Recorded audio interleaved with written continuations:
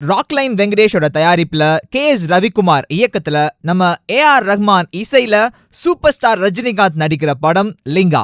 கிட்டத்தட்ட 3 நாளாவே Facebook, Twitter, வாட்ஸ்அப்னு எல்லா இடத்துலயும் லிங்கா காய்ச்சல் பீக்ல இருந்துச்சுங்க.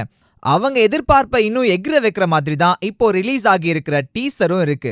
அப்பா ரஜினி பைய ரஜினின்னு தலைவருக்கு டபுள் ஆக்ட்.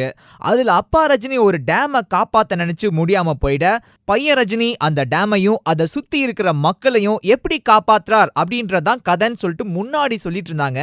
ஆனா அதுக்கு ஏத்த மாதிரியே இந்த டீசர்ல சில சீன்ஸ் எல்லாம் இருக்குங்க. நம்ம தலைவரோட கால க்ளோஸ்அப்ல காமிக்கிறப்போ பின்னாடி 1933ல இருந்து 1944க்குள்ள டேம கட்டினது ஹிஸ் ஹைனஸ் ராஜா லிங்கேஸ்வரன் அப்படின்னு சொல்லிட்டு டேம்ல கல்வெட்டுலாம் வச்சிருக்காங்க. கொஞ்சம் ஜூம் போய் பாருங்க, தெளிவா தெரியும். நம்ம சூப்பர் ஸ்டார் அந்த கால கெட்டப்லயும் சரி, இந்த கால கெட்டப்லயும் சரி தெரி மாசா இருக்காரு. ஹீரோயினா தமிழுக்கு என்ட்ரி கொடுக்கிறது Sonakshi Sinha.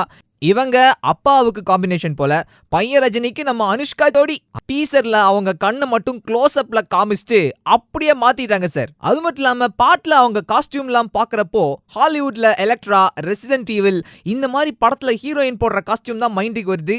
But action பிரியர்களுக்காக train மேல ஒரு ஆக்ஷன் பிளாக், தலைவரோட ஸ்டைலுக்காக அருணாச்சலம் படத்துல வர மாதிரி பட்டு வேட்டி பட்டு சட்டை கெட்டப்னு டீசர் அள்ளுது.